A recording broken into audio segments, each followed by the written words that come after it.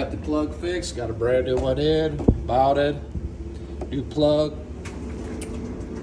It's working. And it's definitely nice and hot. Very good. Works really good. We'll just go ahead and start that for him since that's wet anyway.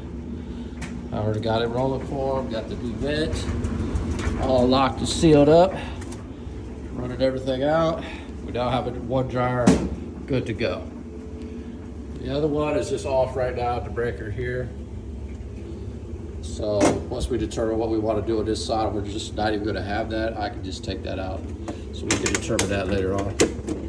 All right, and the breaker for this is this one.